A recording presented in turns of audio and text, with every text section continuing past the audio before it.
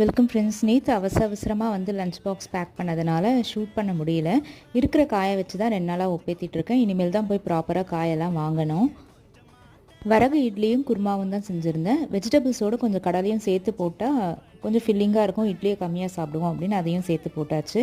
Husband lunch பாக்ஸ்க்கு இன்றைக்கி lemon rice, வெண்டைக்காய் pepper fry, இந்த கடலையும் கொஞ்சமாக கொடுத்து விட்டேன். அது இல்லாமல் எப்பயும் போல் கலந்த தயிர் சாதம். குட்டி சார் லெமன் ரைஸ் வேண்டான்னு சொல்லிட்டாரு, அதனால் மிளகு ரசம் தான் எடுத்துகிட்டு போயிருக்கான். அந்த மாதிரி ரசம் சாம்பார் எதுவாக இருந்தாலும் தனியாக எடுத்துகிட்டு போயிடுவான், மிக்ஸ் பண்ணாமல். அவனே வந்து ஸ்பூன்லேயோ இல்லை கையிலையோ மிக்ஸ் பண்ணி கூட சாப்பிட்டுப்பான். பொரியல் அவனுக்கும் அதே வெண்டைக்காய் பெப்பர் ஃப்ரை தான். ஸ்ப்ரவுட்ஸ் இல்லை வேக வச்ச சுண்டல், நட்ஸு, ஃப்ரூட்ஸ் இதுதான் வந்து ஸ்நாக்ஸ் டைமுக்கு கொடுத்ததுனால அதே மாதிரி பழகிட்டான். நீங்கள் என்னெல்லாம் சேஞ்சஸ் இந்த பேக் பண்ணுறதுல பண்ணியிருக்கீங்க அப்படின்றத மறக்காமல் கீழே கமெண்ட் பண்ணுங்கள். நாளைக்கு பார்க்கலாம்.